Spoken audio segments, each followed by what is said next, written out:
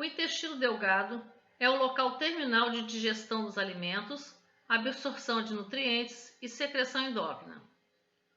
Os processos de digestão são completados no intestino delgado, no qual os nutrientes são absorvidos pelas células epiteliais de revestimento.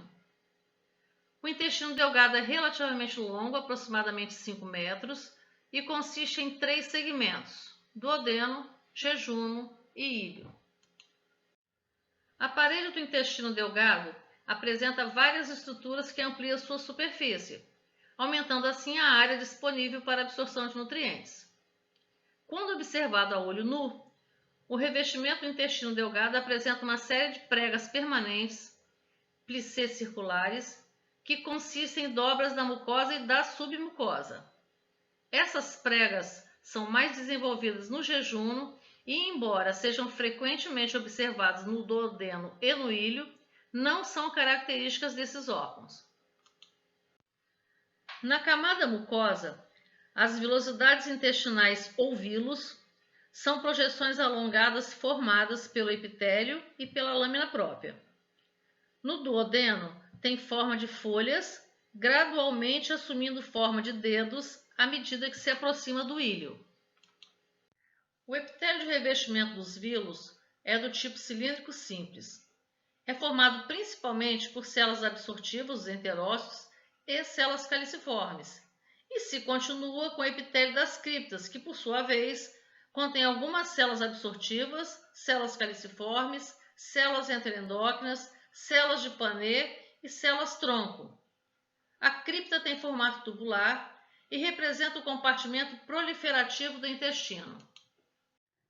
Células absortivas, os enterócitos, são células colunares altas, cada uma com um núcleo oval em sua porção basal. No ápice de cada célula, encontramos microvilosidades, criando a borda em escova, que pode ser observada nessa imagem microscópica. Quando observado ao microscópio eletrônico, a borda em escova é vista como um conjunto de microvilosidades densamente agrupadas.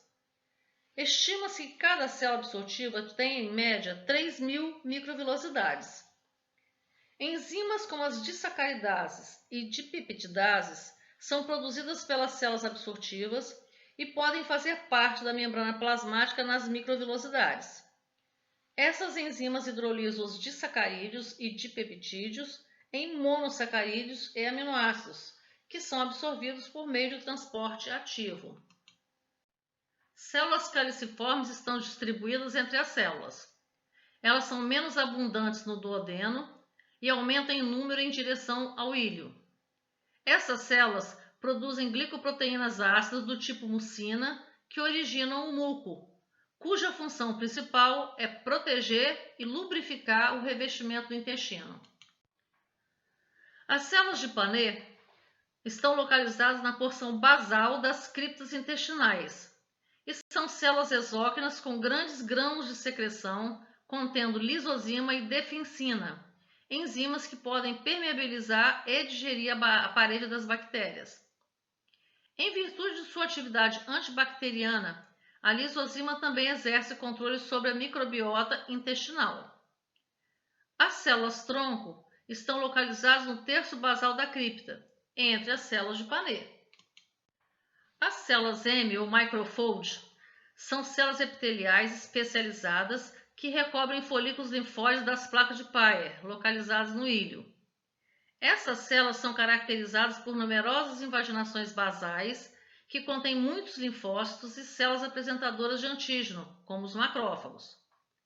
As células M podem captar antígenos por endocitose e transportá-los para os macrófagos e células linfóides subjacentes, as quais migram então para os outros compartimentos do sistema linfóide, que são os nódulos, onde respostas imunológicas contra esses antígenos são iniciadas. Células M representam, portanto, um elo importante na defesa imunológica intestinal.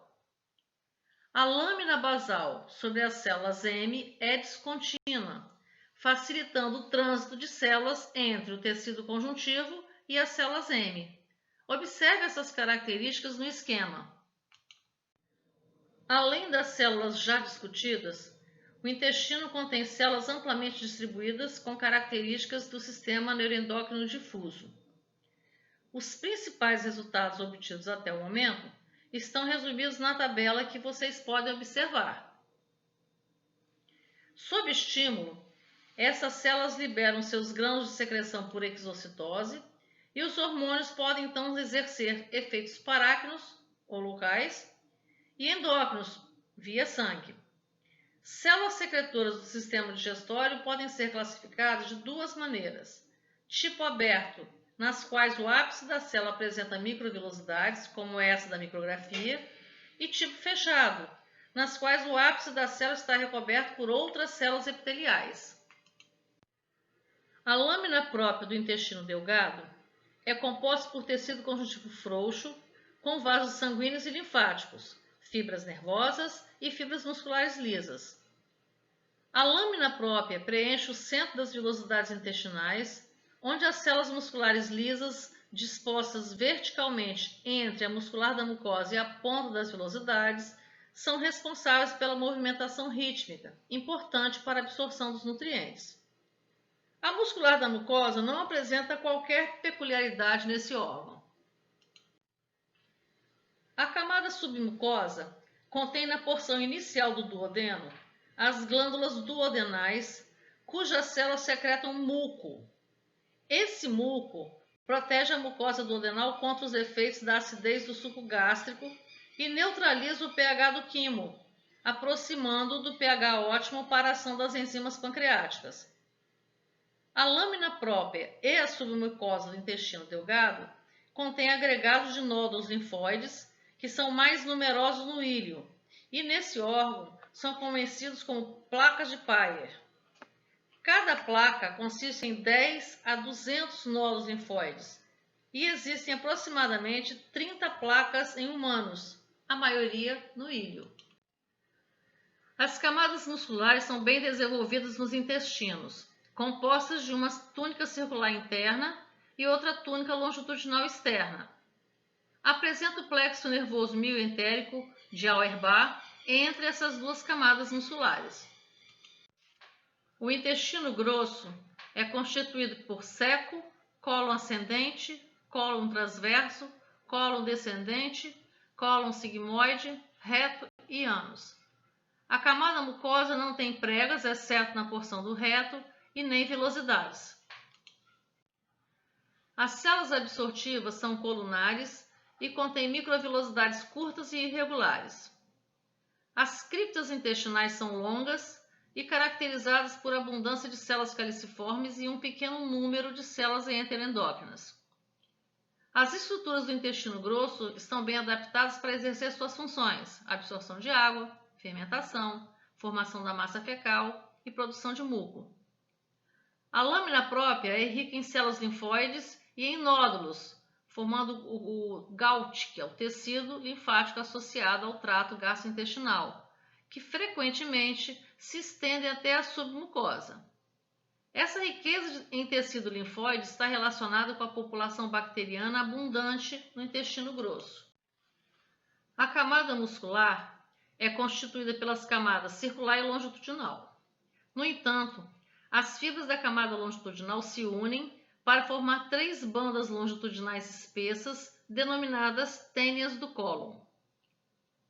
Nas porções livres do cólon, a camada serosa é caracterizada por protuberâncias pequenas, pedunculadas, formadas por tecido adiposo. São os apêndices epiploicos. Na região anal, a camada mucosa forma uma série de dobras longitudinais, as colunas retais. Cerca de 2 centímetros acima da abertura anal, a mucosa intestinal é substituída por epitélio pavimentoso estratificado.